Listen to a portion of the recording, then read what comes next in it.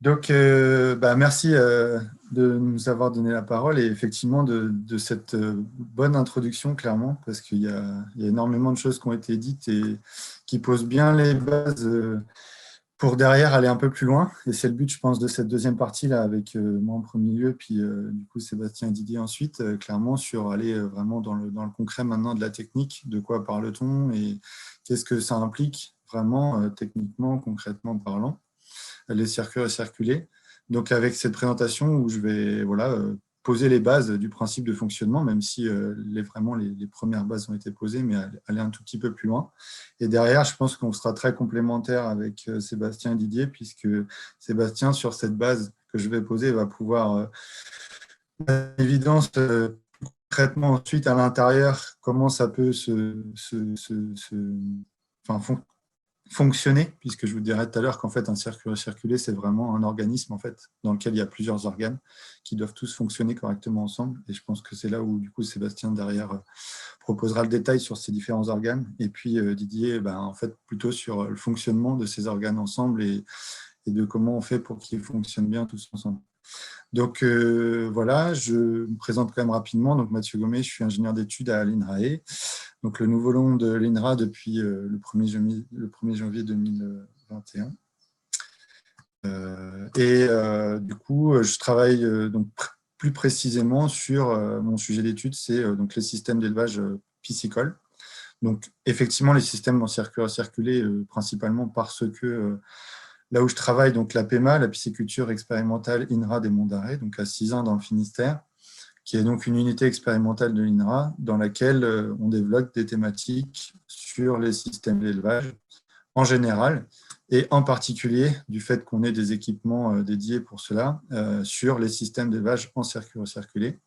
Donc avec historiquement un premier pilote, on va dire, à échelle quand même assez importante pour la recherche donc, qui fonctionnait en circuit recirculé. Et depuis peu, on aura l'occasion d'officiellement, même si vous avez pu voir passer quelques-uns sur les réseaux, quelques images en avant-première un peu de nos nouveaux systèmes.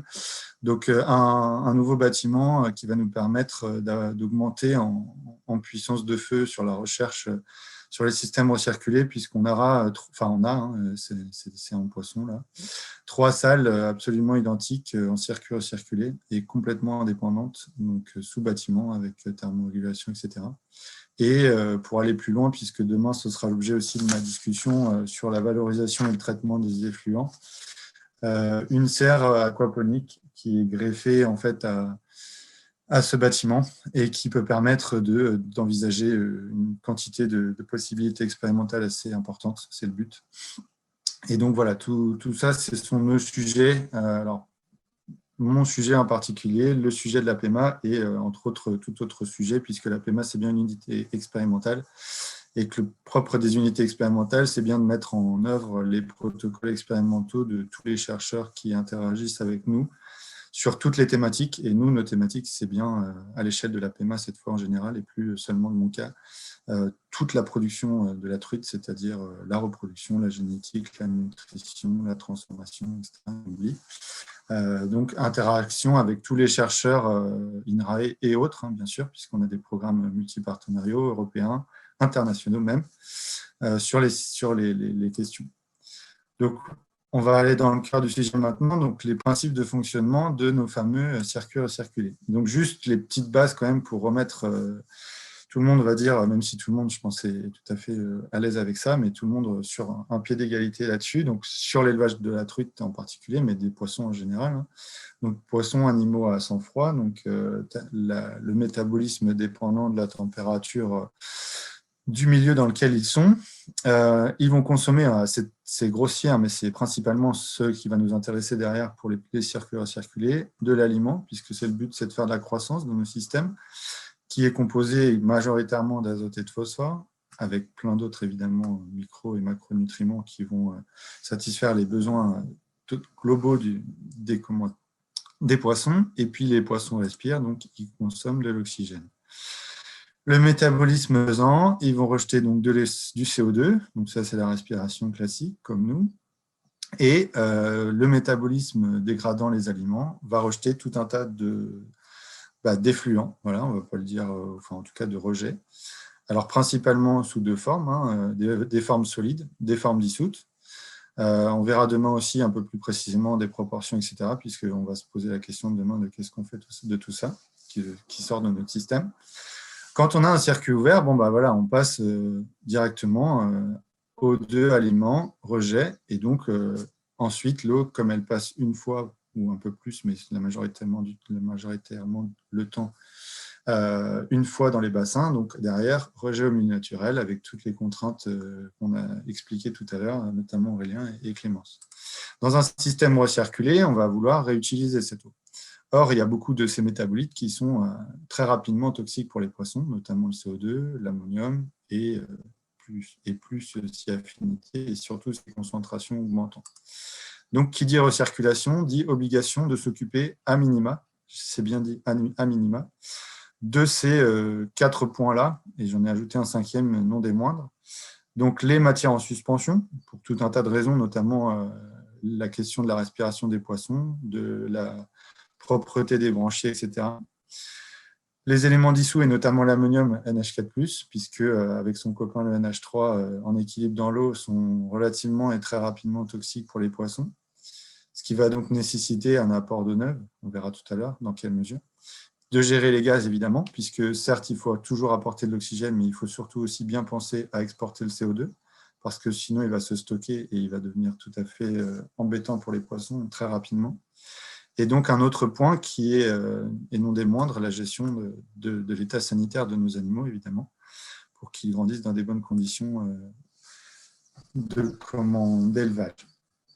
Avant de continuer, comme je le fais assez souvent, mais ça permet de bien pouvoir ensuite discuter ensemble des différents systèmes, y compris des systèmes ouverts, on verra tout à l'heure, puisqu'on a bien dit, et Aurélien l'a dit tout à l'heure, que c'était vraiment une notion de gradient dans les systèmes recirculés et une notion d'intensification progressive, et on verra tout de suite après le schéma qui va bien avec ça. Mais je voulais juste introduire donc, un marqueur un peu repère qui est maintenant assez communément utilisé et approprié par tous ceux qui parlent des systèmes en eau recirculée. Donc, ce n'est pas vraiment de nom, puisque, enfin, voilà, il faudrait qu'on essaie de la nommer d'ailleurs. C'est la grandeur mètre cube d'eau par kilo d'aliments. Donc, comme je dis, qui est vraiment pour moi un repère pour la compréhension de l'intensification des systèmes aquacoles. Et le calcul, comme son nom l'indique, des mètres cubes d'eau par kilo d'aliments. Donc, sur une même unité de temps, donc notamment par exemple en jour, c'est souvent le plus simple puisqu'on rationne nos animaux à la journée la plupart du temps, ou à la semaine, mais bon, la plupart du temps, c'est quand même à la journée. Et donc, notre quantité d'aliments distribués par jour est mise en relation avec le débit d'eau neuve par jour. Donc, en gros, un total de quantité d'eau entrante dans le système par jour. Donc, si par exemple, je dis j'ai 1 mètre cube heure, j'ai 24 mètres cubes par jour et que je distribue X kilos d'aliments, je vais avoir 24 divisé par X kilos d'aliments.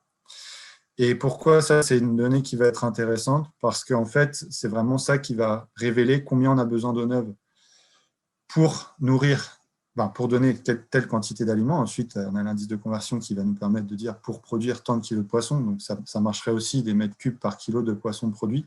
Mais ça introduit l'indice de conversion qui n'est pas forcément identique d'une espèce à l'autre, d'un stade à l'autre, etc. Donc, je préfère m'arrêter juste au mètre cube par kilo d'aliments distribués. À nous, ensuite, derrière, d'utiliser au mieux les kilos d'aliments et de les valoriser au mieux pour les poissons. Et donc, plus cette valeur est faible, plus le système est fermé, on va dire. En tout cas, moins on va utiliser d'eau pour une quantité d'aliments donnés. Et c'est là où on voit ce schéma-là qui a été plusieurs fois proposé, mais que je remets souvent parce que clairement, il est, je trouve, assez didactique. Et surtout, on voit cette notion de gradient. Et surtout, on voit pourquoi, en fait, à chaque fois, on va avoir besoin des équipements supplémentaires pour fermer notre système et réduire de plus en plus notre consommation en eau. Et c'est là où, derrière, Sébastien vous présentera vraiment les détails à l'intérieur. Moi, je vais essayer de rester assez général. Donc, si on part sur un système dit en circuit ouvert, là, comme les petits schémas qu'ont montré Clémence et Aurélien tout à l'heure, on est sur un système avec 0% d'eau qui est réutilisée. Donc, c'est-à-dire que l'eau passe une seule fois dans les bassins. Et là, on est sur des quantités, si on essaie de calculer avec toute la biblio ou les données techniques qu'on peut récupérer chez les éleveurs, sur des quantités qui sont de l'ordre de 100 à plus, hein, évidemment, plus on a d'eau, on ne se gêne pas si on en a, on la prend au contraire. Mais globalement, si on fait les calculs et des moyennes, chez les professionnels, on est de l'ordre de 100 mètres cubes par kilo d'aliments. C'est un truc à retenir, un ordre de grandeur assez robuste. Donc, je divise bien mon débit total journalier par la quantité journalière d'aliments distribués avec 0% de renouvellement. Et j'obtiens cette valeur, à peu près 100 mètres cubes par kilo d'aliments. Si je veux commencer à fermer mon système, c'est-à-dire à réutiliser un petit peu de cette eau et pas à juste la faire passer une seule fois dans les bassins, je vais avoir un premier facteur limitant qui va être l'oxygène. C'est celui qui apparaît le plus rapidement, puisque du coup, on va avoir l'eau, elle est là pour apporter l'oxygène et en fait, elle sert vraiment de vecteur. Et donc, ce facteur limitant. Pour pallier à ça, la plupart du temps, et dans des systèmes même ouverts avec 100% de renouvellement, enfin avec un 0% de renouvellement, on a possibilité de mettre des aérateurs, donc tout simplement un brassage mécanique, ou de devoir un peu plus encore se porter sur ce facteur limitant oxygène avec des systèmes d'aération un peu plus performants, on verra tout à l'heure. Si je veux commencer à fermer, donc à réutiliser une partie de mon eau, admettons que je veuille réutiliser 60%, faire tourner 60% de mon eau dans l'élevage, donc n'utiliser que 40% d'eau neuve. On va passer sur ce que j'appellerais moi une notion de recyclage, c'est-à-dire qu'on va recycler une partie de l'eau, mais on n'est pas encore pour moi sur un circuit recirculé, parce que vous allez voir, pour moi, vraiment le point de bascule, c'est le biofiltre. Et c'est quand on commence à… Alors après, c'est un concept, hein, mais quand on commence à s'intéresser au biofiltre. Là, si on va dans les facteurs limitants, donc on a toujours notre oxygène, là, qui va être de plus en plus limitant, évidemment, puisque c'est des facteurs qui vont s'accumuler. Et on va commencer à voir apparaître le CO2, dont je parlais tout à l'heure. Parce que certes, on apporte de l'oxygène, ce n'est pas un problème, mais il faut toujours exporter ce CO2. Et ce CO2, on l'exporte comment ? On l'exporte en exportant l'eau qui sort du bassin. Et si on ramène l'eau sans l'avoir enlevé, évidemment, il va toujours être là. Si on ne le dégaze pas, il va rester là. Et donc, il va s'accumuler. De la même manière, les MES vont commencer à devenir un peu problématiques pour des questions d'encrassement des branchies, notamment.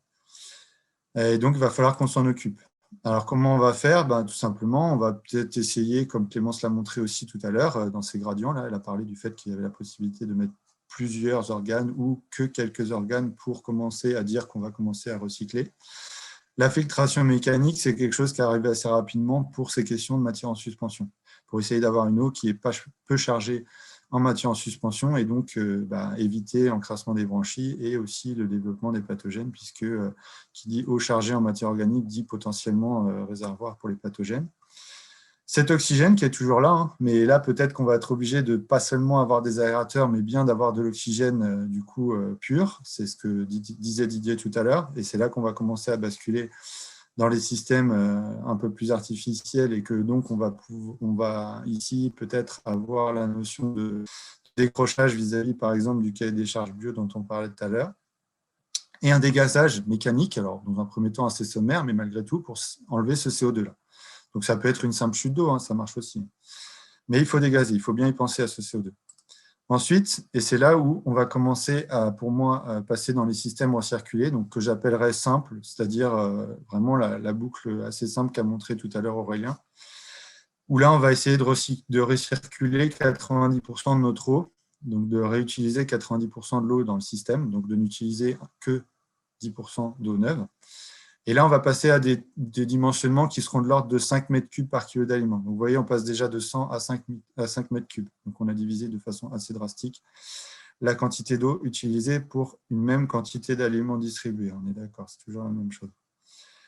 Là, notre facteur limitant, clairement, le prochain, alors les autres restent valables, hein, évidemment. Le prochain facteur limitant, c'est l'ammonium. Parce que là, on va commencer à avoir des rejets, évidemment, des poissons, mais qui vont être de plus en plus concentrés, on imagine bien, puisque si on ne fait rien, on a moins de 9 diluants, on va concentrer, et on va commencer par concentrer quoi en premier ? L'ammonium. Et celui-là, il est problématique parce qu'il a des taux assez faibles, malgré tout. Il va irriter les branchies, perturber le métabolisme des poissons. Et c'est là où intervient vraiment pour moi le côté circuler avec cette notion de filtre biologique et de nitrification, c'est-à-dire de transformation de l'ammonium en nitrate avec le compartiment bactérien. Ensuite, on peut se dire qu'on peut continuer à essayer de refermer encore plus. On va essayer de garder que 1% d'eau neuve. 99% de l'eau, on la recycle. Là, on va passer à un circuler que j'appellerais quand même beaucoup plus complexe parce qu'on va avoir encore d'autres soucis, entre guillemets, enfin, d'autres facteurs limitants. Donc, on va être de l'ordre de nos 1 mètre cube par kilo. Donc là, ça commence à causer puisqu'on a divisé par 100 la quantité d'eau qu'on utilisait, contrairement à un système ouvert. Là, nos facteurs limitants, ils vont être plus complexes, clairement à gérer. Des notions de température, ça dépend si on est en sous-bâtiment ou en extérieur, parce que là, évidemment, l'eau, elle tourne, donc elle peut réchauffer, ou refroidir d'ailleurs, mais surtout réchauffer, si on est notamment en milieu extérieur, enfin, je veux dire, sans couverture, sans toit, par exemple. Les MES, ça va être gentil de les faire avec une filtration mécanique assez simple, mais là, ça ne va plus suffire, parce que ça tourne tellement, et on a tellement peu de dilution, que du coup, on va les concentrer, et on va avoir une eau potentiellement qui va se charger, qui va devenir un peu couleur thé, etc., et qui va poser les mêmes problèmes que je disais tout à l'heure sur les MES macro, mais là micro, quoi. Et notamment des problèmes sanitaires. Donc, il va falloir commencer à se poser sévèrement des questions sur comment on fait. Et donc, c'est là où va intervenir, pour moi, la complexité encore plus importante des systèmes recirculés, avec de plus en plus d'étages à ajouter à la fusée pour pouvoir avoir une eau qui reste de bonne qualité, puisque c'est tout à fait possible, évidemment, et avoir des paramètres d'élevage qui sont tout à fait satisfaisants pour l'élevage des poissons. Donc, clairement, on va souvent penser à devoir mettre en place une régulation thermique, alors qu'elle soit au refroidissement, au chauffage, enfin voilà. Un bâtiment, éventuellement, pas obligé, mais un bâtiment pour justement cette notion de régulation thermique. Alors, soit la régulation thermique, elle est juste faite par ombrage parce qu'on est dehors, soit on dit que vraiment on veut thermoréguler l'eau, avec des échangeurs, des pompes à chaleur, tout ce que vous voulez. C'est là où justement Sébastien, derrière, détaillera sans doute ces différents points. Et on va être obligé de traiter vraiment ces MES, donc de commencer à s'occuper vraiment de l'eau chargée et de ces bouts-là, enfin en tout cas de ces eaux chargées qui sont extraites du système. Pour deux raisons, et on verra tout à l'heure, c'est l'étage d'après, parce que on va avoir besoin d'eau, on va commencer à avoir besoin d'eau, parce que pour nettoyer l'eau, on va avoir besoin d'eau finalement. Un filtre à tambour mécanique, par exemple, ça consomme de l'eau, puisque pour nettoyer en contre-lavage, on a de l'eau qui sort du système. Alors, dans un circuit ouvert ou semi-recirculé ou recirculé simple, ça ne pose pas de problème, puisque l'apport d'eau neuve est supérieur à l'eau qui sort du filtre à tambour. Mais quand on va commencer à serrer de plus en plus, finalement, notre apport de neuve il va devenir équivalent à l'eau qui sort du filtre à tambour, voire le filtre à tambour va consommer plus d'eau que ce qu'on veut en apporter en eau neuve. Et là, du coup, on va se dire, il faut que je récupère de l'eau quelque part. Et c'est là où on va avoir nécessité de concentrer plus encore les bouts et surtout d'essayer d'avoir un traitement beaucoup plus efficace en termes de micromatière en suspension.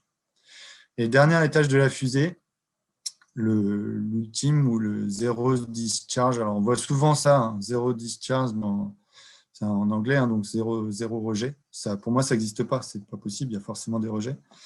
Vu qu'il y a des entrants, il y a forcément des extrants. Par contre, ils peuvent être limités en termes de quantité, de concentration, ça sera autre chose.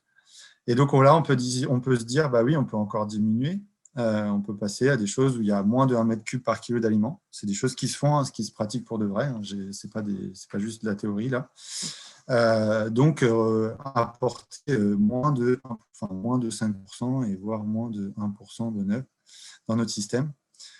Et donc, là, les prochains facteurs limitants, c'est assez marrant, c'est que c'est l'eau. L'eau, en fait, va devenir limitante dans notre système parce que, du coup, on utilise tellement peu d'eau neuve qu'il va falloir faire attention à ce qui sort comme eau. Je parle juste vraiment d'H2O, même pas de vraiment l'eau en elle-même, quoi. Et donc, il va falloir qu'on s'occupe de récupérer l'eau dans notre système, ou en tout cas, faire s'en aller le moins possible d'eau de notre système pour pouvoir le fermer le plus possible. Alors, on n'est pas encore à l'évaporation qui va poser problème, mais clairement, ça peut, dans certains cas, commencer à être non négligeable par rapport à la quantité de neuf qui rentre. Et le dernier élément, et c'est là qu'on va avoir le petit mot là qui est ici, aquaponie, ça va être les nitrates, parce qu'on a dit tout à l'heure qu'on mettait en place une nitrification biologique, j'en parlerai tout de suite assez rapidement derrière. Donc, cette nitrification, elle transforme l'ammonium en nitrate, mais les nitrates, ils sont toujours là. Donc, si on n'en fait rien, ils vont se concentrer. C'est le même principe à chaque fois. Et donc, s'ils se concentrent, ils vont devenir problématiques pour les poissons par leur toxicité. Même s'ils ont une toxicité un niveau de toxicité assez élevé, on a tellement concentré qu'il va falloir qu'on s'occupe de ces nitrates.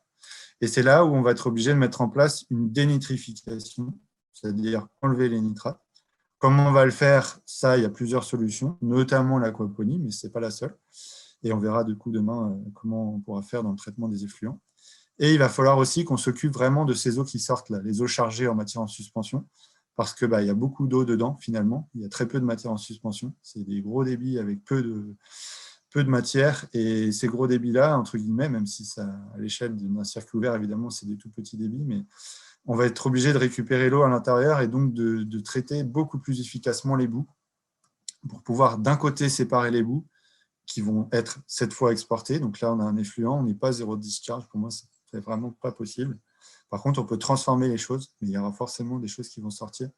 Et on va récupérer l'eau qui reste dans ces eaux sales du système. Donc voilà le schéma avec vraiment ce gradient. Et on n'est pas du tout obligé d'être… on peut vraiment choisir où on est sur cette courbe. Là, les points, ils sont fixés, mais on peut être entre deux points. Enfin voilà, on a vraiment tout un tas de possibilités. Et de toute façon, c'est des fois techniquement pas possible d'être ici ou là en fonction du système et surtout de la technique derrière. Donc là, la boucle, Aurélien l'avait fait tout à l'heure, donc je la fais afficher assez rapidement. Donc on a toujours cette eau neuve, hein. Quelle que soit la quantité, on en aura toujours quelque part, un petit peu, beaucoup, énormément, mais on a de l'eau neuve. Sur laquelle il va falloir se poser des questions sanitaires, évidemment, hein, parce que notre système, plus il est fermé, plus il a de risques, entre guillemets, notamment sur le côté des pathogènes. Donc, évidemment, on va essayer de faire entrer de l'eau la plus propre possible, propre d'un point de vue composition physico-chimique et propre d'un point de vue sanitaire, évidemment. Et aussi les poissons, évidemment, puisque l'autre source potentiellement de contamination de notre système, ça va être les poissons qui vont rentrer dans notre système, quel que soit leur stade, hein, même s'ils rentrent au stade alvin ou même s'ils rentrent à des grands stades. Alors, l'ordre n'est pas forcément tout le temps celui-là, mais grosso modo, il est quand même souvent celui-là. On va gérer les gaz, on va essayer de faire en sorte d'avoir une oxygénation satisfaisante pour les poissons, d'avoir un niveau de CO2 assez faible. On va apporter l'eau dans les bassins d'élevage, évidemment, on va nourrir nos poissons. Ces poissons, ils vont faire leurs affaires, ils vont donc salir cette eau une première fois. On a un trop-plein, c'est là que demain, on se posera vraiment cette question ici. Là. On a de l'eau qui sort, on a des effluents ici. Alors là, je l'ai fait en mode simple, on verra demain, parce que demain, on va se poser la question de qu'est-ce qu'on fait de tout ça, parce qu'il y a forcément des eaux qui sortent. Souvent, dans cette… pareil, il n'y a pas vraiment forcément de règles. On fait souvent une première filtration d'abord mécanique, et ensuite, on fait notre filtration biologique. Mais ça peut être interverti. Alors, il y a des pertinences plutôt à le faire dans ce sens-là, notamment pour éviter… tout à l'heure, on verra la contamination dans notre filtre biologique. Mais voilà, en gros, ça, c'est notre boucle assez simple. On va avoir des notions ici de gestion du pH, on verra tout à l'heure pour le fonctionnement du biofiltre, c'est assez important. Donc voilà, vraiment une boucle assez simple d'un système recirculé. Tout est dans le taux ici d'apport d'eau neuve vis-à-vis du taux d'eau qui tourne dedans et mon schéma de tout à l'heure, mon graphique de tout à l'heure. Ce sur quoi je veux vraiment insister, et derrière ensuite, vraiment Sébastien va détailler ça, mais c'est qu'un système recirculé, il n'y a pas un système recirculé. Il n'y a pas un truc uniforme, unique, qui s'appellerait un système recirculé. C'est ça un système recirculé. C'est un principe de fonctionnement avec un principe, ce qui est qu'on utilise de moins en moins d'eau possible, mais c'est surtout un ensemble d'organes qui a chacun une fonction précise, une ou plusieurs, hein, une fonction précise, comme dans un organisme vraiment biologique tel que le corps humain par exemple, et des performances propres qui sont des performances attendues, dimensionnées, on verra tout à l'heure comment Didier et Sébastien, et des fonctions avec ces performances. Alors après, entre les performances réelles et les performances attendues, c'est encore autre chose. Et tout ça doit fonctionner parfaitement ensemble parce que s'il y a un organe qui détraque, clairement, il va y avoir un souci quelque part. Alors, plus ou moins grand, plus ou moins gros. Si c'est le cœur qui lâche, ça pose vraiment très de problème parce que c'est la pompe de recirculation. Si c'est le système informatique qui gère tout ça ou l'armoire électrique, c'est comme si c'était le cerveau et là, ça pose vraiment des gros problèmes. Si derrière, c'est un petit bout de rein, ça peut peut-être passer parce qu'en attendant, on va essayer de voir comment on s'en occupe autrement. Mais clairement, c'est vraiment, il faut voir ça comme ça, quoi. Et donc, pour un organe, c'est ce que vous dira tout à l'heure Sébastien, mais vraiment, pour moi, il y a un ou plusieurs choix techniques, technologies possibles même, des fois, pour l'oxygénation, pour l'ozonation, enfin, voilà, pour le traitement sanitaire, etc. Ça peut même être des questions de technologie, plus que de technique même à l'intérieur. Et un organe, pour moi, c'est une performance attendue, une fonction, une performance, et derrière, si on met ensemble et qu'on dimensionne tout, on doit obtenir notre qualité d'eau attendue pour l'élevage et satisfaire l'élevage des poissons. Voilà pour cette première partie et cette introduction un peu plus précise à qu'est-ce qu'on entend par système recirculé. Et derrière, je laisserai Sébastien et Didier préciser vraiment les équipements à l'intérieur de tout ça. Mais c'est ça pour moi qu'il faut vraiment avoir à tête du fonctionnement et de quoi on parle. Et derrière, on m'avait demandé de faire un petit point sur quelque chose qui est pour moi le fondement. Alors, il y a le cœur qui est la pompe, si on pouvait faire un petit comparatif. Et puis après, je ne sais pas, je pourrais appeler le système bactériologique et donc le biofiltre, tous nos enzymes, vraiment tout notre métabolisme à l'intérieur. Donc, pas forcément que l'estomac, hein, mais vraiment toute notre machinerie qui permet de faire tourner la mécanique et qui permet surtout de faire le lien entre les rejets des poissons et derrière, la purification, entre guillemets, du système sur le plan de l'azote, notamment, qui va être vraiment notre facteur limitant. Et donc, je vais faire un petit focus un peu sur le biofiltre et la mise en route du système bactériologique, notamment. Donc ça peut faire un peu peur, entre guillemets, mais c'est tout simplement la réaction de la nitrification. C'est ce qui se passe, alors de façon très schématique, mais dans notre biofiltre. On a notre ammonium là dont on veut se débarrasser puisqu'il va vite être limitant en termes de toxicité pour les poissons. Mais bon, comme rien ne se perd et que seulement tout se transforme, eh ben, une des façons de le transformer, qui a été depuis longtemps, hein, comme a dit Pierre au tout début dans son introduction, ça ne date pas d'hier, hein, les systèmes recirculés en poisson, en élevage piscicole. Et puis, c'est quelque chose qui se fait aussi dans le milieu quand on parle de la capacité d'auto-épuration des cours d'eau, par exemple. C'est exactement ça, hein, c'est la nitrification bactérienne notamment qui entre en jeu, avec donc cet ammoniac qui va être transformé, et je dis bien seulement transformé, en nitrate. Et on voyait tout à l'heure que les nitrates, ce n'est pas non plus la panacée, évidemment, puisque ça reste une forme d'azote qui peut être toxique pour les poissons à de fortes concentrations et aussi évidemment pour l'environnement. Donc nos rejets, ils vont contenir des nitrates si on ne les traite pas. Et donc certes, ils contiennent plus ou très peu d'ammonium, mais ils contiennent maintenant des nitrates. Cette réaction, elle consomme de l'oxygène. Alors, si on compare aux besoins des poissons, c'est relativement, voire assez faible. Donc, souvent, ça ne pose pas trop de problèmes, mais il faut le savoir quand même. Et ce qu'il faut savoir, évidemment, et ça, c'est très important, c'est qu'elle produit des H+, et donc, elle acidifie le milieu. Et ça va être vraiment quelque chose qu'il va falloir avoir en tête quand on va faire un système recirculé. Et on voit ici, quand je détaille, c'est qu'en fait, ça ne se passe pas comme ça en une seule fois.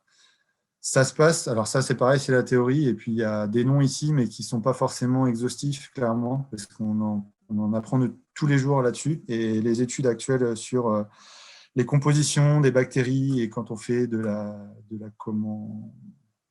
la métagénomique, etc., sur les compositions des bactéries, des biofiltres, etc., on se rend compte qu'il y a énormément d'acteurs là-dedans. C'est une boîte qui fonctionne très bien, on sait la dimensionner, mais il faut encore qu'on explore comment elle fonctionne vraiment à l'intérieur. Mais ce qu'on peut retenir, c'est qu'il globalement, il y a deux grosses familles de bactéries, Nitrosomonas, Nitrobacter, qui, en deux étapes successives, et c'est ça qui est aussi très important, puisqu'on voit apparaître ici les nitrites, transforment l'ammonium en nitrate. Et donc, on a bien cet intermédiaire des nitrites, qui sont, attention, très très toxiques pour les poissons, encore plus toxiques que l'ammonium. Donc si tout se passe bien, ça se passe comme l'étape d'en dessous, là, d'un seul coup, tout se passe nickel. Si les premières bactéries font leur travail, mais pas les deuxièmes ou pas assez les deuxièmes, on va avoir un souci puisqu'on va stocker des nitrites ici dans notre système. Et ça, c'est pas bon du tout parce qu'ils sont assez, voire très toxiques pour les poissons. Et donc, c'est là où, dans notre mise en place de notre filtre bactérien, puisque c'est vraiment la phase de démarrage. Une fois que c'est parti, c'est parti. Si c'est parti et que ça fonctionne bien, on a notre réaction d'en dessous, là. On ne voit même plus apparaître les nitrites, ils n'apparaissent pas, il y a un tout petit bruit de fond, mais tout à fait indolore pour les poissons. Mais par contre, au moment du lancement, et si bug en cours de route, on a ces courbes-là, c'est-à-dire qu'on va avoir notre ammonium qui va diminuer, puisque les premières bactéries vont faire leur boulot. Du coup, de facto, notre nitrite qui va augmenter, puisque les deuxièmes bactéries elles mettent peut-être un peu plus de temps à faire leur boulot, puisqu'il faut quand même qu'elles aient quand même à manger, puisqu'elles mangent elles mangent des nitrites, elles ne mangent pas de l'ammonium. Et donc, progressivement, les nitrates qui vont augmenter. Et à la fin, on voit bien que pour un NH4+, on a un N. Pour un N, 2N, 2 NH4+, on a bien 2 N qui ont été transformés en NO3, donc en masse, NN, c'est bon. On a notre bilan et notre nitrite qui diminue, on revient à 0. Et donc, il faut bien avoir ça en tête, c'est qu'au démarrage, ça dure à peu près 40 jours, ce n'est pas une science exacte, mais globalement, c'est assez fiable. Il faut que tout ça se mette en place et on va forcément passer par un moment où on est ici, là, où on a commencé à manger notre ammonium, mais nos nitrites, nos bactéries, les deuxièmes n'ont pas forcément vraiment à travailler à fond. Et on va avoir ce fameux pic de nitrite qui va ensuite se résorber et ensuite on passe directement à l'équation d'un coup. Et donc, tout à l'heure, je parlais du pH et clairement, il va y avoir notre notion de pH qui va être importante. Et donc, qu'est-ce qu'il faut connaître comme facteur de variation de la nitrification bactérienne, c'est-à-dire qu'est-ce qui fait en sorte que ça fonctionne plus ou moins bien? Ce n'est pas très compliqué, il y a quelques grandeurs qu'il faut avoir en tête. La température. La température, évidemment, comme toute réaction bactérienne enzymatique, elle est thermodépendante.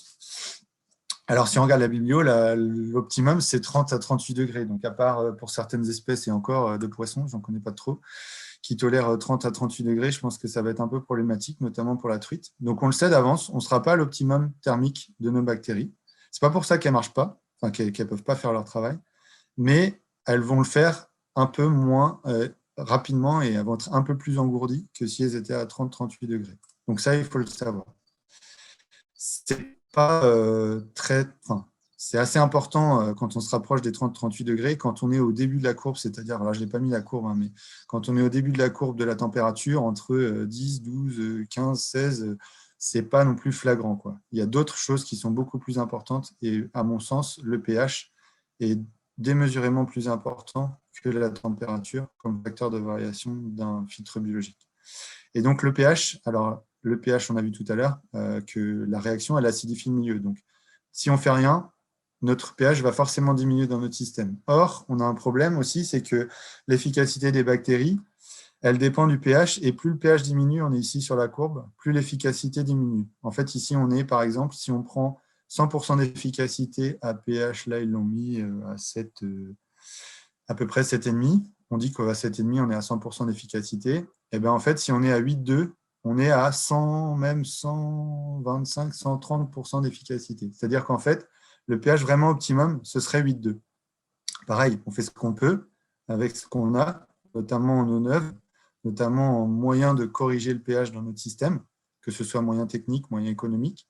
Mais clairement, il faut l'avoir en tête. Si on n'est pas à pH 8,2, ce ne sera pas au taquet de l'efficacité des bactéries. C'est peut-être pas grave, il faut peut-être le prendre en compte dans le dimensionnement, mais clairement, on le sait. Et clairement, ça diminue très rapidement. Vous voyez qu'entre 8,2 et 7,5, on a déjà perdu quasi 25% d'efficacité. Et on continue, entre 7,5 et 7, on perd 40% presque d'efficacité. Donc, quand je disais tout à l'heure que la température, ce n'est pas un souci, clairement pour moi, notamment en élevage de truites et en poisson d'eau froide, c'est franchement pas trop ce qui va faire en sorte que ça va mieux marcher ou moins bien marcher. Il vaut mieux corriger 0,1 point de pH que d'essayer de s'esquinter à avoir 1 degré de plus. Franchement, en termes d'efficacité et de performance, ça va être nettement mieux. La concentration en O2, on a dit que effectivement les bactéries, dans la réaction d'avant, elles consommaient de l'O2. Malgré tout, voilà, les besoins ils sont très faibles. En poisson, ça nous pose rarement des soucis parce que clairement, nous, nos exigences pour les poissons, elles sont démesurément plus importantes. En sortie de bassin, on est rarement en dessous de 5, 6, 4, et encore 4, là, on commence à s'énerver, ça dépend des espèces. Donc là, clairement, si on dit que ça doit être supérieur à 2 mg par litre, dans tous les cas, ça doit être un milieu aérobie. Mais les exigences, elles sont souvent satisfaites sans qu'on se pose de questions. Évidemment, après, la quantité de bactéries en elle-même est importante. Plus on a de bactéries, plus potentiellement on a la capacité de d'avoir qu'elles transforment ce qu'on a envie qu'elles transforment. Et donc, cette quantité, en fait, elle va être directement proportionnelle à la surface qu'on leur offre pour qu'elles se développent. Puisque notre biofilm, c'est un biofilm qui vit fixé. C'est des bactéries fixées qui vivent en biofilm. Et donc, en fait, dans notre biofiltre, alors quelle que soit la technologie, Sébastien en parlera certainement tout à l'heure, on va mettre en place un support qui va permettre aux bactéries de se développer, plus ou moins complexe, et qui va leur offrir, pour un volume donné, une surface plus ou moins importante. Et c'est ça qui est important, je trouve, dans les systèmes recirculés, dans des notions de compacité, d'économie, notamment hydraulique, technique, et du coup aussi d'économie énergétique, quand on va avoir notamment des lits fluidisés. On va essayer d'avoir le minimum de volume possible et le maximum de surface possible, et égal donc le maximum de bactéries possible. Et donc, c'est le ratio mètre carré par mètre cube pour les biofiltres, les supports. Alors là, j'ai mis une photo de support plastique un peu classique, mais on peut très bien imaginer que ça peut être aussi du sable, un filtre à sable. C'est un filtre aussi biologique potentiel, avec une surface développée faible, de genre de 200 à 300 mètres carrés par mètre cube, alors que ce type d'anneau, par exemple, se balade autour des 6 à 800 mètres carrés par mètre cube. On en a d'autres aujourd'hui, des nouvelles technologies, des nouveaux systèmes qui poussent encore plus loin ces fameux mètres carrés par mètre cube, qui permettent de réduire le volume des biofiltres ou d'augmenter à volume constant la quantité de bactéries et donc la quantité d'aliments distribuables dans notre système, potentiellement. Donc cette surface est importante. Évidemment, la concentration en NH4+, est importante, c'est une réaction enzyme-substrat. Donc s'il n'y a rien à manger, les bactéries ne vont pas trop faire leur travail. S'il y a trop à manger, elles vont plafonner parce qu'elles ne vont pas pouvoir se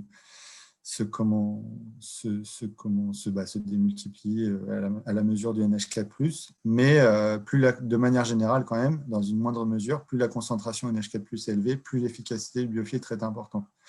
Et donc, quand on atteint des valeurs un peu critiques, on peut se dire qu'on a de la chance que ça descende plus rapidement, notamment en NH4+, par exemple, que ça n'ait monté parce que du coup, il y a plus d'NH4+, donc il y en a plus à manger, donc il y a plus de réactions. Encore une fois, si on met les bactéries dans les bonnes conditions de développement. Et un dernier élément, où tout à l'heure, on parlait de la pertinence de mettre d'abord une filtration mécanique pour enlever les MES et ensuite une filtration biologique. Pour moi, c'est lié à ça, au rapport C/N, la quantité de matière organique et la compétition avec les bactéries hétérotrophes. Et là, c'est ma diapo suivante. En fait, donc on a dit que nos bactéries, c'était un biofilm. C'est un biofilm, et donc c'est une surface là, de bactéries qui sont les unes sur les autres, plus ou moins épaisses. Et ces bactéries, celles qui nous intéressent, c'est celles qui font la nitrification, celles qui transforment l'ammonium en nitrate. C'est des bactéries autotrophes. Et elles ont un temps de génération, c'est-à-dire le temps qu'il faut pour repasser de 1 à 2 bactéries, qui est de l'ordre de 1 à 2 semaines, ce qui, chez les bactéries, est assez faible. Clairement, il y a des bactéries qui sont beaucoup plus performantes que ça en termes de temps de génération, et notamment celles qui ne nous intéressent pas du tout, qui sont des bactéries hétérotrophes, qui, elles, transforment la matière organique en suspension notamment, donc celles qui pourraient être dans notre biofiltre, apportées à notre biofiltre via l'eau, si justement on ne nettoie pas forcément très bien notre eau avant de l'apporter au biofiltre. Et du coup, on imagine bien que là, par rapport à notre biofilm, on va avoir une compétition. Une compétition entre ces bactéries qui mangent la matière organique, qui est forcément présente dans notre système. Mais ce qu'il faut faire en sorte, c'est qu'elle soit le moins possible présente, et surtout au niveau du compartiment du biofiltre. Et donc, cette compétition entre les hétérotrophes et les autotrophes, celles qui vraiment nous intéressent, qu'on veut avoir dans notre biofiltre pour faire le boulot de transformer l'ammonium en nitrate. Et là, en fait, on ne joue pas dans la même cour, puisque les unes se développent en 1 à 2 semaines en temps de génération, et les autres en quelques heures. Donc, on voit bien que tout de suite, elles peuvent prendre le dessus très rapidement dans nos biofiltres, et du coup, coloniser nos supports, et donc prendre la place, finalement, puisque c'est vraiment quelque chose de théorique, c'est vraiment une question de place, prendre la place des bactéries qui nous intéressent. Et là, ce sera d'autant plus dur aux bactéries autotrophes de reprendre le dessus pour recoloniser nos biofilms et remettre en place le biofilm qui nous intéresse. Donc, c'est pour ça que vraiment, il y a cette notion de rapport C/N que j'avais tout de suite là, qu'il faut en gros avoir le plus bas possible, clairement le plus bas possible, et si possible entre 0, c'est impossible, mais si possible entre 1, 2, maximum 3, mais c'est déjà un grand maximum. C'est déjà un grand maximum. 1 à 2, c'est très bien. Donc voilà, là j'ai présenté, donc voilà, c'était un première introduction. Je pense que je suis pas mal dans mon timing. Pour une fois. Et donc, ouvert aux questions, évidemment, et justement, ensuite, pour Sébastien, de décrire vraiment ensuite à l'intérieur de tout ça, puisque là, c'était vraiment la coquille, en fait, et les organes. Quels équipements on peut mettre ensuite pour un organe qui est, par exemple, le biofiltre. Sa fonction, c'est transformer le NH4+ en NO3-. Et il peut avoir d'autres fonctions, comme dégazer, par exemple. On peut voir qu'on fait des combos parfois. Le biofiltre, sa fonction, c'est ça. Sa performance attendue, c'est par exemple de pouvoir traiter l'équivalent de X kilos d'aliments par jour donnés aux poissons. Derrière, comment on va dimensionner et comment on va s'équiper, il n'y a pas une solution. Il y a plusieurs technologies, il y a plusieurs techniques même à l'intérieur de cette technologie. Donc, c'est là où je passe aux gens qui ont fait le travail. Et évidemment, à vos questions, je n'ai pas regardé en cours de route, j'étais concentré. Merci, Alors, Mathieu. Il y a pas mal de questions, mais Ouais. si Amélie est d'accord, on va peut-être poursuivre. Soit on poursuit, soit on fait les questions maintenant, mais normalement, on avait prévu la pause question à 11h15.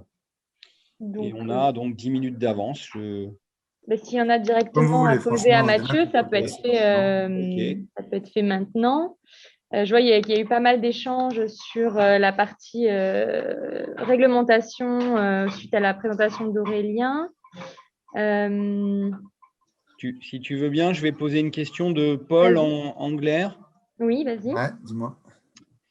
Donc, quel est le gradient d'activité du biofiltre avec la température, typiquement à 12-17 degrés pour les salmonidés? À quel pourcentage l'optimum d'activité des bactéries nitrifiantes se situe-t-on? 10, 30%? Alors, j'ai plus exactement ça en tête. Je sais où le trouver. Je sais que voilà. Mais clairement, en fait, il faut bien imaginer que c'est pas. Enfin, la courbe, elle est clairement pas. Elle n'a pas une pente très forte. C'est-à-dire que c'est une courbe. En gros, si on fait un graphique entre la température en ordonnée et puis l'activité des bactéries en oxyde, clairement, c'est quelque chose qui est relativement plat. C'est-à-dire que c'est pour ça que je disais, il faut vraiment pas trop se focaliser sur cette notion. On n'a pas du tout une courbe en cloche comme je montrais tout à l'heure avec le pH. Là, le pH, la courbe en cloche, elle fait peur, elle est impressionnante. C'est clairement une courbe avec un pic. Et on voit bien que dès qu'on bouge d'un pouillème d'un côté ou de l'autre, on va basculer de plusieurs pourcents ensuite d'activité. La courbe qui serait celle de la température, je pourrais la rajouter d'ailleurs sur ce PowerPoint ou avant de diffuser l'info. Ce sera intéressant pour tout le monde. C'est vraiment très, très pentu, mais très, très doucement. C'est vraiment une droite, en fait. Ce n'est même pas une courbe cloche, c'est une droite. Et qui est vraiment, voilà, elle monte tout doucement. C'est-à-dire qu'elle monte tout doucement pour atteindre les 100% d'activité, on va dire, aux alentours des fameux 30-38 degrés, là, mais elle ne part pas du tout de zéro, clairement. Et donc, ce n'est pas du tout 10% ou 30%, c'est plutôt, c'est plutôt je dirais, enfin voilà, faut que je ne vais pas dire de bêtises, donc je vais reprendre la courbe, comme ça on aura les vrais chiffres, mais la biblio est assez claire là-dessus. Il faut vraiment plutôt se concentrer sur la notion de pH. Et si on veut gagner du pourcentage d'activité de notre biofiltre, c'est clairement sur le pH, la notion de compétition avec les hétérotrophes. Ça, c'est aussi quelque chose de très important parce qu'on peut vite perdre des mètres carrés à utiliser nos anneaux à finalement produire des bactéries hétérotrophes qui font certes un petit boulot puisqu'elles dégradent la matière organique, mais ce n'est pas trop ce qu'on leur demande, quoi. Nous, la matière organique, justement, on va s'en occuper autrement par d'autres systèmes et on va plutôt essayer de l'exporter carrément plutôt que de la traiter dans notre système, quoi. Voire de la traiter, ensuite de la réimporter notamment l'eau.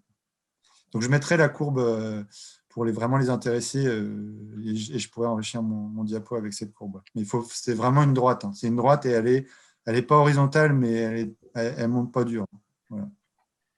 Ok, merci. Une autre question de Gilda Gauthier, un ancien collaborateur et ami. Gilda pose la question, où est-ce qu'on en est aujourd'hui sur les activateurs biologiques qui permettent de réduire les 40 jours d'activation de la biofiltration? Alors, effectivement, quand je dis 40 jours, pour moi, clairement, alors d'expérience personnelle et d'expérience aussi de ce que j'ai pu constater chez des gens qui pratiquent, c'est globalement assez incompressible. C'est assez marrant d'ailleurs de voir que finalement, c'est assez incompressible. On peut diminuer vers 30, voilà, et encore. Et effectivement, quel que soit, et ça j'avais fait à l'époque une petite expérimentation quand j'étais à la PMA dans mon fin d'études, il y a une dizaine d'années de ça, quand on avait lancé le biofiltre, c'est assez indépendant. Alors, c'est à répéter, ce serait à répéter d'ailleurs, de façon assez scientifique d'ailleurs, sur cette notion vraiment de démarrage. Ça peut être des manips assez simples d'ailleurs à faire et assez rapides, puisque c'est des manips qui feraient une quarantaine de jours, où on peut essayer de faire avec inoculum, sans inoculum, c'est-à-dire en gros d'ajouter des bactéries dans notre milieu avant de commencer, de mettre une sorte de soupe bactérienne. Effectivement, dans le commerce, on trouve. Alors ça aussi en aquariophilie, hein, pas de problème. On a notamment à l'époque que j'avais moi essayé de lancer un biofiltre avec des petits kits, parce que c'était à l'époque où il n'y avait pas forcément de marché avec des grosses quantités disponibles de bactéries. Didier a allumé sa vidéo. Je pense qu'effectivement, il est aussi tout à fait compétent pour répondre sur cette question. Mais moi, j'aurais tendance à dire globalement, les activateurs qui sont vraiment, vraiment très efficaces et qui permettraient de mettre genre à 10 jours le démarrage, je serais content de les avoir si je les avais. Donc, je pense que je peux rajouter que c'est avant tout un problème quantitatif, cette affaire-là. C'est-à-dire que les inoculums qui sont disponibles pour l'aquariophilie ne sont pas mauvais en soi, ils sont bons. Non. Mais on démarre avec une quantité de bactéries extrêmement petite, dont tu as dit à juste titre que leur temps de multiplication était de l'ordre de la semaine. Et ça veut dire qu'avant d'atteindre une masse d'azote nitrifiable par notre population bactérienne, vous comprenez bien que plus on démarre avec un petit nombre de bactéries, plus il va nous falloir de temps. Donc la possibilité de court-circuiter ça, c'est d'acheter des inoculums de type plus industriel qui existent sur le marché. Simplement, acheter un bon bidon de 20 litres d'un bon inoculum très concentré, ça va coûter à peu près 1 000 € avec le transport jusque chez vous. Et les gens lèvent les yeux au plafond et disent « Ah bah oui, j'y arriverai pas avec 1 000 €, vous comprenez, c'est bien trop cher, je vais acheter mon bidon à 10 €. » Ah oui, simplement, il faudra 4 ou 5 semaines de plus pour atteindre le résultat quantitatif suffisant pour démarrer face à la ration alimentaire minimale du jour où on démarre notre race. Donc les les utilisateurs de race doivent faire extrêmement attention. Ce n'est pas parce que les bactéries sont là et qu'on a vu le pic de nitrite sur quelques grammes d'azote que le jour où on va distribuer 10, 15, 20, 30, 100 kilos de nourriture, nos bactéries seront là, mais seront-elles capables en quantité pour assumer le démarrage de l'affaire. Donc je pense que c'est là-dessus que les utilisateurs, par défaut, se simplifient la vie avec un inoculum de type aquariophile. Bon, si on a la possibilité de le commencer dans un bidon 3 mois avant et de le nourrir à l'ammoniac et de le développer, ce qui est tout à fait possible, de le développer uniquement avec une nourriture à l'ammoniac, si on s'y prend suffisamment longtemps, cet inoculum est parfaitement justifié. C'est ce qu'on pratique, hein. Par exemple, nous, on a fait ça avant de mettre les poissons. Effectivement, on a démarré notre culture bactérienne en la nourrissant au NH4Cl et puis au NaNO2 pour essayer d'en avoir en quantité. Effectivement, c'est vraiment des notions de quantité. Et en fait, cette notion de 40 jours, pour moi, elle doit être à peu près tout le temps fixe, parce que globalement, vu que les dimensionnements en termes de quantité d'aliments versus quantité de bactéries nécessaires, ils sont globalement à peu près tout le temps les mêmes, quelle que soit la taille du race. C'est juste des questions de proportion.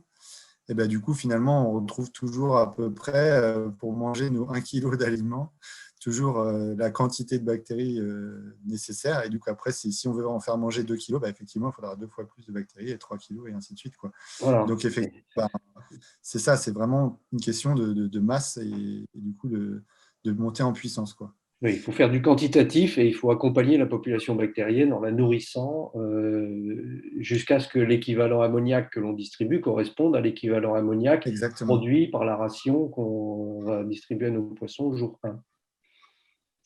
Et bien essayer de soigner effectivement dans un premier temps, si on veut que ça démarre le plus rapidement possible, si on peut essayer aussi de donner à manger aux deuxièmes bactéries, de ne pas attendre en fait en gros qu'il y ait une quantité de nitrite suffisante pour que les deuxièmes bactéries commencent à manger des nitrites et les transformer en nitrates.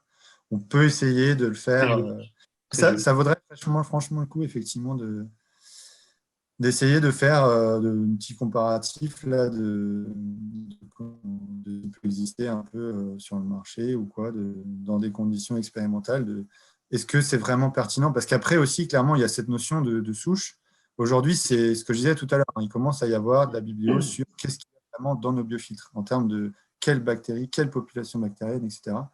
Et il faut bien imaginer que tout ça, c'est évolutif. Clairement, il ne faut pas imaginer, vu qu'on a un temps de génération de 1 à 2 semaines, ça veut dire qu'on a une population bactérienne qui évolue en quantité. Au bout d'un moment, on peut imaginer qu'elle est globalement fixe. Et encore, ça, on ne sait même pas. Mais par contre, en qualité, est-ce que c'est tout le temps les mêmes? Est-ce que la proportion de l'une à l'autre, etc. Est-ce que dans les espèces? Et évidemment que dans un système donné, on fait une sélection. Et c'est obligé qu'on fait une sélection, on ne peut pas le nier. Par contre, dans quelle mesure on l'a fait? Est-ce qu'on est capable de sélectionner des bactéries qui sont finalement, avec ma courbe là que je disais tout à l'heure, avec un pH optimum à 8,2, d'accord, ça peut être une famille de bactéries, mais est-ce qu'on peut essayer de prendre un peu le temps de dire, bah oui, mais si on le fait tout le temps travailler à un pH un peu inférieur, peut-être qu'on va sélectionner une partie de la population qui est capable de travailler à un pH un peu inférieur avec la même activité, etc. Tout ça, c'est vraiment un point de recherche qui est assez exploré en ce moment, et notamment grâce aux outils de métagénomique, etc., de pouvoir qualifier vraiment concrètement qu'est-ce qu'il y a dans notre biofiltre en proportion aussi, des questions de quantité.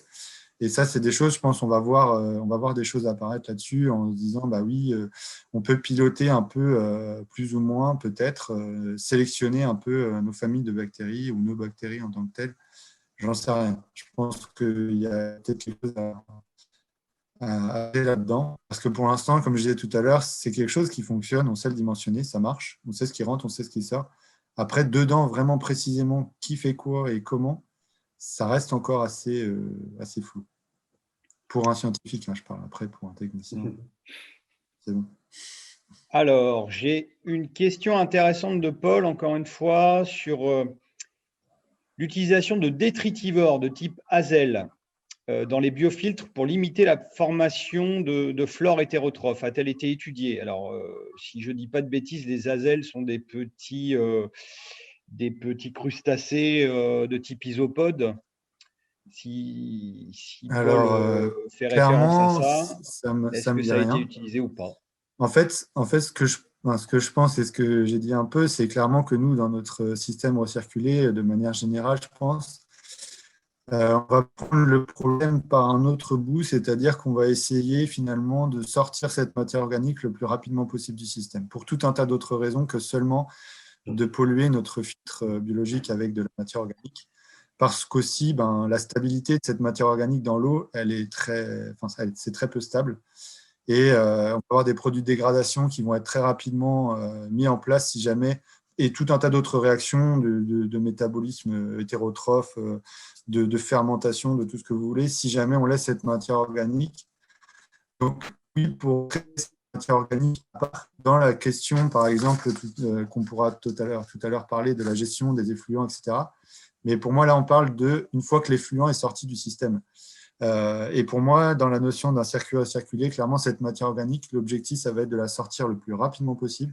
Et moi, dans l'idéal, je dirais avant la notion que ça rentre dans le biofiltre, pour cette question de compétition, mais pas que. Voilà.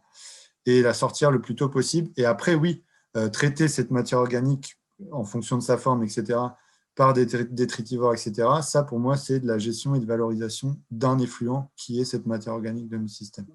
Mais le faire dans le système, il ne faut pas oublier non plus. Moi, ça peut poser plus de problèmes que. Il ne faut pas oublier non plus que les brouteurs qu'on pourrait imaginer injecter dans le système, ils vont brouter notre fameux biofilm de nitrifiant qui, lui, se régénère très doucement. Donc, de mon côté, je suis au contraire très attentif à ce qu'il n'y ait rien d'autre que des bactéries, du film bactérien dans mon biofilm. Et surtout pas des nématodes ou des crustacés ou des rotifères de quelque sorte que ce soit qui viennent brouter nos bactéries, parce que c'est se tirer une balle dans le pied.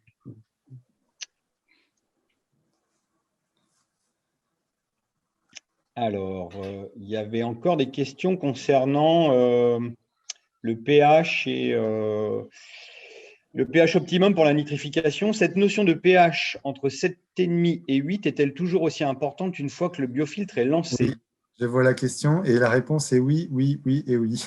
Parce que clairement, notre biofiltre, il est dimensionné pour une quantité de N à traiter. Et cette quantité de N à traiter pour une performance attendue du biofiltre. Et cette notion de la courbe que j'ai là en rouge, elle est tout le temps valable. C'est H24. C'est-à-dire que Et c'est même H24 au sens cyclicité dans la journée. C'est-à-dire que si dans la journée, mon pH il passe de 8,2, très bien, ça va être 100% d'efficacité théorique, etc., top, trop bien, mais que la nuit, il redescend à 6,5, eh ben, ça veut dire que pendant toute une partie de la journée, finalement, notre biofiltre, il n'est pas efficace comme il devrait l'être. Donc, c'est vraiment, la réponse est oui, et même oui, à chaque instant de la vie de notre biofiltre. Et de manière plus lisse possible et le plus fixe possible. Alors après, fixe à 8,2, si ce n'est pas possible, ce n'est pas possible. Et on verra tout à l'heure que voilà, il y a toute une notion ensuite d'économie, de technique, etc., qui va nous dire, ben, voilà, dans les critères de dimensionnement, ben, non, ce ne sera pas 8,2 parce que. Mais si on décide, par exemple, ce sera 7 ou 7,5, ça peut très bien être le cas. Nous, par exemple, je vous donne un exemple, hein, à la PEMA, donc on est une structure qui prend de l'eau du massif hercynien, où on a une eau de source en eau neuve, on est à un pH péniblement à 6. Et quand on est à 6,5, on est très content.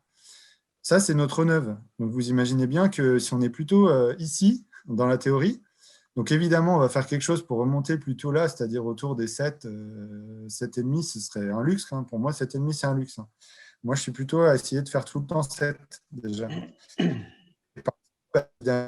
Derrière est à la fois technique et économique pour garantir ce pH, parce qu'il y a aussi mon eau neuve qui est très acide, mais il y a aussi l'acidification des bactéries.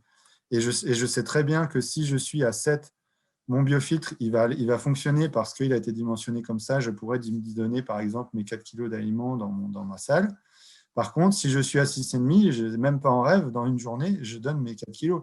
Ou alors, je sais que je vais monter tout de suite direct en ammoniac et voire en nitrite le lendemain, quoi.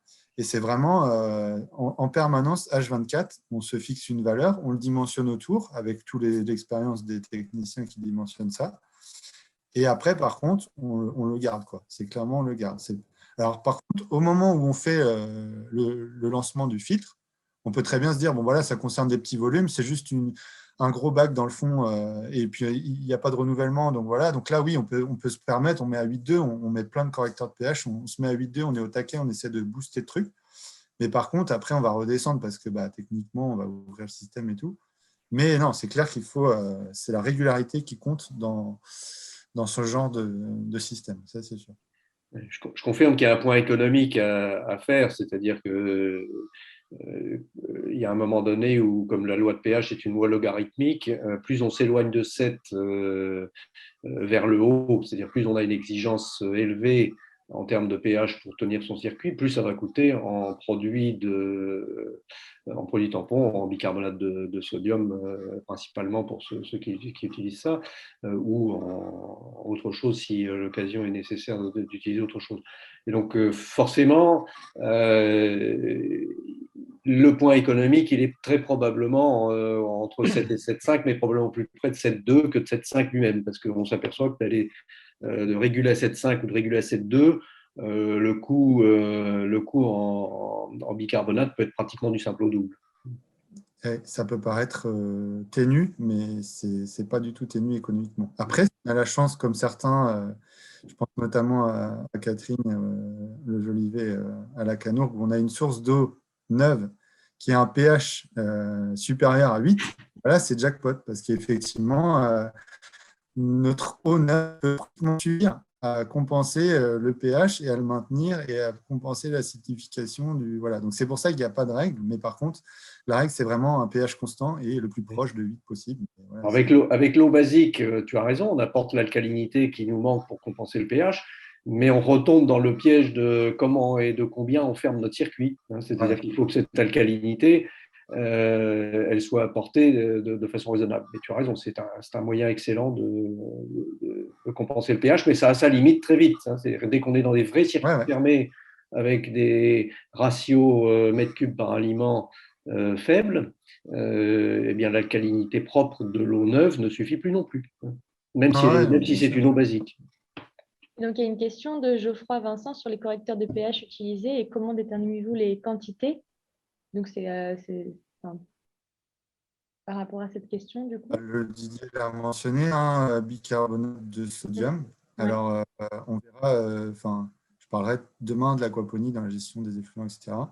Attention, bicarbonate de sodium en aquaponie, et notamment dans des systèmes très fermés parce qu'on concentre le sodium. Et le sodium, ce n'est pas quelque chose de super cool pour les végétaux à des taux assez élevés. On s'en est rendu compte un peu indirectement dans nos recherches sur l'aquaponie, parce qu'on avait des taux de sodium relativement élevés. Alors, pour les poissons, aucun problème. Hein. Pour l'environnement, je vois aussi la question d'environnement. Pour moi, aucun problème, entre guillemets. Ça dépend de la concentration. On est largement de ça, des seuils qui pourraient exister sur ces rejets-là. Mais quand on passe à 20-30 mg par litre de sodium dans l'eau, ce qui peut relativement arriver facilement quand on a un système fermé, assez fermé et qu'on corrige au bicarbonate de sodium, pour les végétaux derrière, ça peut commencer à poser des problèmes. Donc ça, on s'éloigne un peu du sujet, mais ça peut être un sujet. Donc du coup, bicarbonate de potassium, c'est cher, mais du coup, ça a l'avantage d'ajouter du potassium dans le système, ce qui pour les végétaux, pour le coup, n'est pas trop mal. Après, on peut très bien imaginer utiliser de la soude. Ça marche aussi, sauf que base forte. Donc, base forte égale dangereux parce que peut monter à 12-14 en pH sans problème. Donc, distribution oui, c'est trop dangereux. Pour le feu. Parce que si on met 3 gouttes de trop, ça fait 3 gouttes de trop et là, ça monte tout de suite. Donc, ça, c'est une possibilité, mais voilà, un risque aussi. On peut encore citer aussi les sels de calcium. On peut utiliser de la chaux. Voilà, il y a ça, évidemment. Et c'est utile, en particulier, tu citais tout à l'heure ton cas d'avoir des eaux à pH très acide. Dans le massif armoricain, on a des eaux qui sont complètement carencées en calcium. Exactement. Et le calcium est nécessaire pour le bon développement de nos poissons. Donc, ça peut être utile, dans certains cas, sur des eaux acides, de chercher à corriger avec un sel de calcium. Bon, le carbonate de calcium est très difficile à dissoudre. Donc, ce n'est pas très favorable, pas très pratique, mais on peut travailler avec de la chaux éteinte et ça permet de à la fois corriger le pH et en même temps remonter le niveau de calcium dans l'eau. Donc là, il faut… Alors, il y a quelque chose d'assez intéressant aussi qu'on pratique à la station et en recherche, notamment quand on a commencé à faire l'aquaponie.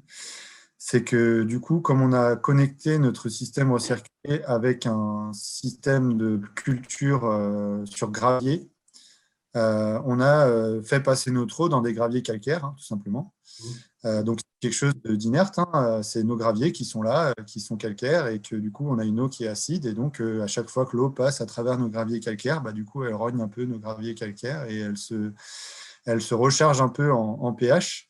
Et en termes de dimensionnement, à la station, en tout cas sur l'ancien système recirculé au sens le premier du nom, on a réussi à se passer complètement de bicarbonate, quel qu'il soit, correcteur pH, en ayant un jeu assez fin entre le taux de recirculation de l'eau qui sort du système et qui passe dans ce filtre à gravier et qui revient dans le système poisson ensuite et qui réussit en proportion de l'eau neuve, qui est très acide, on l'a dit tout à l'heure, à faire un tampon et à maintenir à un niveau alors faible pour ceux qui est au de l'ordre de 6,5. Quand je dis quand nous on est à 7, on est très très content. Mais un niveau faible, mais malgré tout qui ne baisse pas dans notre système. Donc ça aussi, c'est des choses qu'on explore nous. Alors dans un système à échelle très importante, ça ferait des surfaces de filtres à gravier certainement démesurés, etc. Tout ça.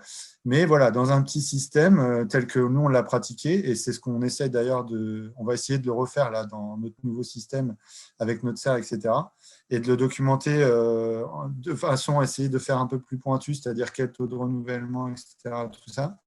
Et pour avoir des solutions à proposer pour se passer éventuellement de correcteur en faisant cette notion. Alors là, c'est parce qu'on fait de l'aquaponie au sens où on passe derrière l'eau, elle sort du système et ensuite elle rentre dans le système. On est dans le système recirculé complexe au sens il y a un étage encore de plus avec une notion de compartiment aquaponique, etc. Mais ça peut, et en l'occurrence, nous, ça fonctionne dans notre exemple à petite échelle. Voilà. Après, à grande échelle, pourquoi pas aussi, mais ça voudrait dire grande échelle aussi de filtres à gravier. Donc, voilà.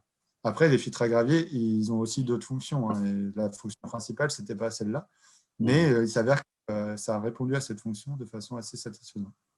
On a eu quelques questions, notamment sur le biofloc, donc de Joris Brichet et d'un d'un participant anonyme.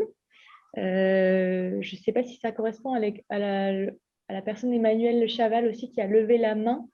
Est-ce que, voilà, il y avait des questions sur le biofloc, notamment pour la partie maintien du pH, donc sur la même question que tu viens de nous préciser, et aussi le biofloc pour la partie fermeture du système. Voilà, est-ce que c'était une méthode pour fermer au maximum le système? Après, est-ce que c'est lié aussi… Pardon, oui. Je pense que j'y réponds en partie dans ma présentation. D'accord. Eh ben alors, je précise juste aux participants qui ont posé ces questions. Et je vois juste aussi un petit truc sur le pH et l'augmentation du pH et le NH3, évidemment. Oui, NH3 l'équilibre également. NH4+, NH3, il est très dépendant du pH. Plus on a un pH élevé, plus le NH4+, qui est en dissolution dans l'eau et se déplace vers la forme NH3 gazeux, qui est très, très, très toxique pour les poissons. Donc, effectivement, plus on va être un pH élevé, plus ça va être bien pour les bactéries parce qu'elles vont être contentes. Mais 1 mg par litre de NNH4+, qu'on va doser avec notre petit spectrophotomètre, voilà, il ne voudra pas dire la même chose en termes de toxicité, certes, on est d'accord, à pH 7, à pH 6,5 et à pH 8. Quoi. Ça, c'est des notions plutôt d'un point de vue de la toxicité des poissons et ça dépasse le côté biofiltre. Mais effectivement, attention à la correction du pH et au pH un peu élevé parce que plus de NH3 vis-à-vis, enfin, en tout cas dans l'équilibre NH4+, NH3, favorisation du NH3 et donc augmentation de la toxicité potentielle du NH4+, enfin du N sous forme excrétée par les poissons potentielle, ça c'est clair. C'est quelque chose à avoir derrière la tête parce que les pourcentages de… J'ai un petit tableau aussi là-dessus qui est assez intéressant. À pH, plus on augmente le pH, le pourcentage de NNH3 en fonction du pH, il évolue très vite aussi. C'est plutôt une courbe de ce style-là. Logarithmique. Voilà, ça va vite de 10 à 20, à 30, à 40, à 50%. Quoi. Et ça se passe par dixième de pH. Donc, effectivement, il faut faire attention. Il y a une question pour un RAS photo-autotrophe remplaçant la flore bactérienne par des ulves, du coup, forte efficacité pour abattre NH4 et CO2. Est-ce que vous avez une réponse par rapport à ça? Est-ce que ça peut être possible? Non. Si, ça, tout est possible, tout est possible. Exactement, c'est ça en fait. C'est que je dis, quand on dimensionne, pour moi, c'est une fonction, la fonction de dénitrification. Et donc, l'organe, ça peut être soit un biofiltre en lit fluidisé avec des bactéries autotrophes, soit effectivement un autre organe qui remplace qui prend la fonction avec un niveau de performance qui sera peut-être égal, différent, avec un dimensionnement pour le niveau de performance attendu qui sera plus grand, plus petit. Enfin, voilà. Donc, effectivement, là, j'ai vraiment fait une présentation volontairement et parce que aussi, je savais qu'il y avait Sébastien et Didier. Généraliste, quoi. On peut mettre l'auditeur sur la piste. Pour avoir un réacteur à végétaux qui consomme l'ammoniac qu'on produit, il faut de la lumière. Mais la lumière, chez nous, dans notre climat tempéré, fameusement tempéré, la lumière, on en manque drastiquement pendant au moins 7 mois par an. Quoi. Donc, et on en manque toutes les nuits, pendant quelquefois 14 ou 15 heures de rang. Donc, je pense qu'il ne faut pas rêver. S'il faut commencer à mettre des LED au-dessus des ulves pour remplacer des bactéries, alors que ces bactéries nous veulent du bien, elles sont faciles à élever, elles sont efficaces, elles ont prouvé d'être très adaptatives dans nos contextes. Donc, je pense que ce n'est pas demain la veille qu'on remplacera une bonne nitrification par un champ végétal. On pourrait répondre aussi aux gens qui disent on va remplacer ça par des systèmes électrochimiques. On voit de plus en plus des gens qui disent oui, mais non, on va injecter à très basse tension du courant et on va transformer l'ammoniac grâce à ça. Oui, mais s'il faut dépenser 20 kWh par kilo d'aliment pour simplement se débarrasser de l'ammoniac, où va-t-on, quoi? Donc, il y a un moment où l'expérience a montré, notamment dans les stations d'épuration des eaux, qui ont un peu plus d'historique que nous, pauvres éleveurs, sur la façon de gérer l'azote issu de nos caca-pipi, ils en sont toujours à la bonne vieille nitrification parce que c'est un outil qui est absolument extraordinaire. Voilà. Quant aux coquilles d'huîtres, je vois quelqu'un qui propose, c'est effectivement une source potentielle d'augmentation du pH. Là, on a un souci. Alors, on l'a utilisé, on a essayé, on a fait des tests aussi à la station au début du circuit circuler. On s'est dit, tiens, on va mettre un bassin, on va faire passer de l'eau, un peu comme les graviers, hein, c'est-à-dire qu'on va utiliser un substrat inerte comme ça et essayer de se faire dissoudre. Faudrait clairement faudrait les broyer, notamment parce que la surface d'échange, tout ça, c'est une question de surface d'échange et de temps de contact et aussi de capacité à dissoudre, l'eau, la capacité de l'eau à dissoudre le matériau qu'on va lui proposer. Ça reste quelque chose qui est relativement peu efficace, mais ça peut être efficace. Ça dépend du dimensionnement, encore une fois. Mais clairement, entière, ça peut être bof parce que la surface d'échange est très faible. Après, broyer, pourquoi pas. C'est-à-dire qu'il faut s'amuser à broyer des coquilles d'huîtres, pourquoi pas. Il y a des endroits où… C'est aussi un carbonate de calcium difficile à dissoudre à pH 7. Hein. Donc, voilà. pour traiter le cas d'une eau neuve, par exemple, pour redresser une eau neuve qui serait à pH 6 et permettre de renouveler son RAS avec de l'eau à pH 7, oui, on peut la passer sur les coquilles. Dans cette application, on l'a fait. On faisait aussi le merle, mais évidemment, là, ce n'est pas une ressource très satisfaisante d'utilisation. C'est un peu le même principe. Hein. Mais effectivement, dans cette application, c'est-à-dire une eau où on rentrait à 5,5, 5,5, 6, et on essayait de monter un peu. Quoi. Et là, effectivement, quand on est déjà à 6,5, 7, ça commence à être la fourchette haute pour la dissolution des coquilles d'huîtres, quoi. Je prends la parole pour vous dire que du coup, là, on a fini le temps d'échange. C'était très intéressant. Merci Mathieu et Didier d'avoir participé très intensément à répondre à toutes les questions des auditeurs. Juste pour une dernière info, Eric Desbosses précise qu'en poisson exotique, on maintient le pH avec de la craie sous forme de pierre. Voilà, par exemple, c'est une idée, une information.